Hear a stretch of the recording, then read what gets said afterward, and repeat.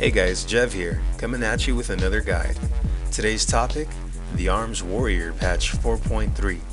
As you may or may not already know, we like to keep these guides short and simple, so let's get started.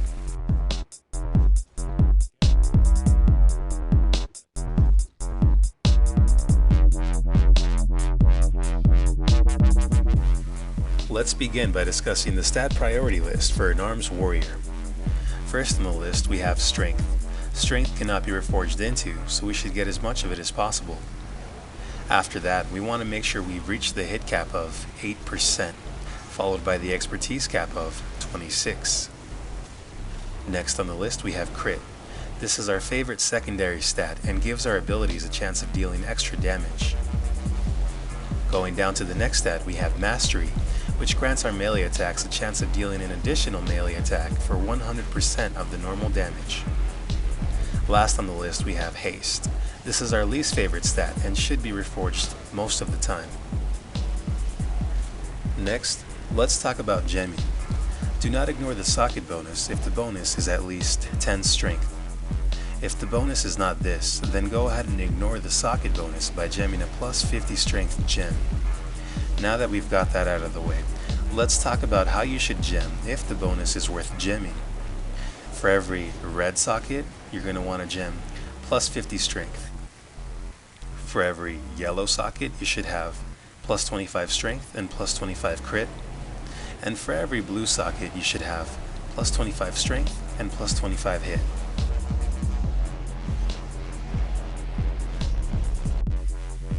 Next, let's talk about your enchants.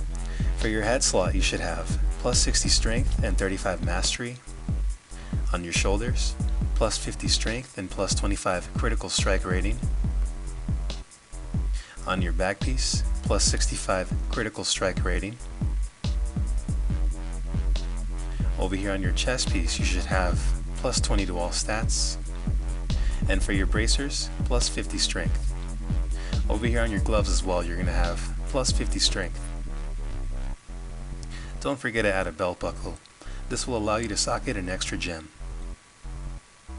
On our legs, we're going to have 190 attack power and plus 55 critical strike rating. On your boots, plus 50 mastery, or if you're not hit capped, plus 50 hit rating. For our weapons, we're going to use Landslide.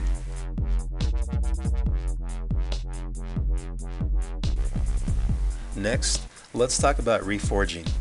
Once you've reached the hit and expertise cap, you want to ask yourself this question. Does the piece have crit on it? If it doesn't, reforge into crit. But if it does, then you want to ask yourself this next question. Does the piece have mastery on it? If it doesn't, reforge into mastery. But if it does, then there's no need to reforge because the piece has both crit and mastery on it. For example, over here on my chest piece I have crit and I have haste, but I don't have mastery, so I went ahead and reforged haste into mastery. Over here on my boots I have crit and I have mastery, so there's no need to reforge. Remember, haste is the least favorite stat, so it's going to get reforged most of the time. Next, let's talk about stance dancing. First of all, what does it mean? Stance dancing is the art of changing stances briefly to use abilities from different stances. Why do we stance dance? The only key rotational abilities that require battle stance are Overpower, Rend, and Thunderclap. The rest, like Mortal Strike, Slam, Colossus Smash, and Execute, can be used in Berserker Stance, giving you a direct damage increase. How do you stance dance? There are macros in the description box below that you can use to make stance dancing easy. Simply take the macro and replace it with the ability you would normally use. It is recommended to spam your keys when using your rotation. Don't forget to place your macros in both your battle stance and Berserker Stance. Can anyone stance dance? Unfortunately, no.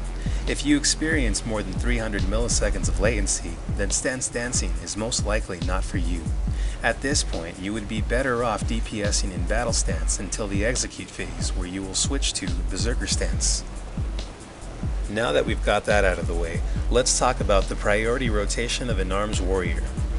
First on the list we have Rend, which causes the target to bleed for damage over time, allowing the use of Overpower.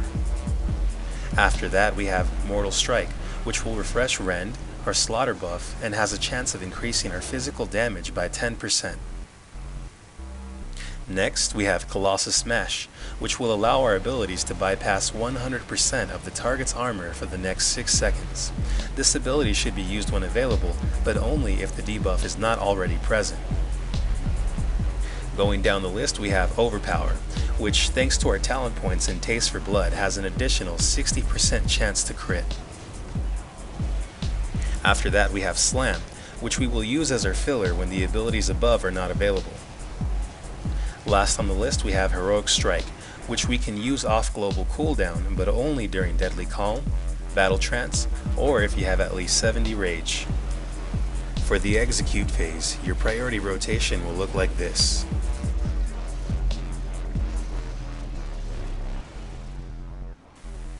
Next, let's talk about your cooldowns.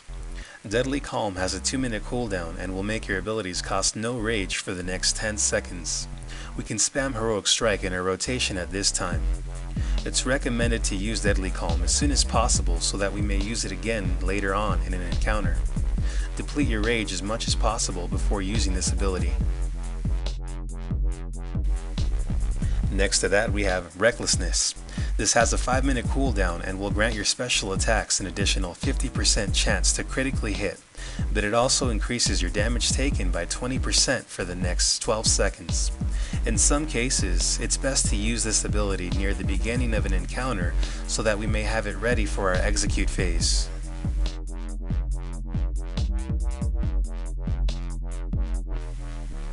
After that, we have Berserker Rage. This has a 30-second cooldown and will generate 5 rage instantly. It also causes you to generate extra rage when taking damage for the next 10 seconds.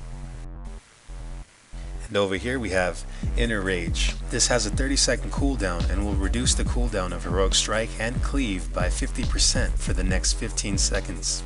It's best to use this ability when you know you will be generating excessive amounts of rage for the next 15 seconds in order to throw in a few extra Heroic Strikes.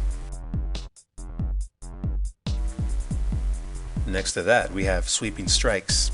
This has a 1-minute cooldown and costs 30 rage to use. This will make your melee attacks strike an additional nearby opponent for the next 10 seconds. Bladestorm has a 1.5-minute cooldown and costs 25 rage to use. This attack lasts 6 seconds and is best used when you have at least 3 targets available.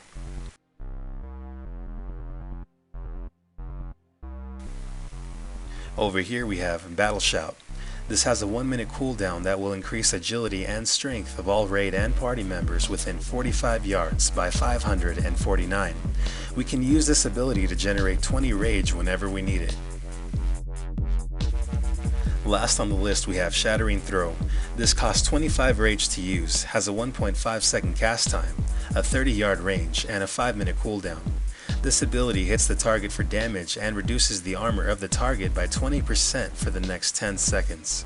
It's best to use this ability during bloodlust/heroism-like effects.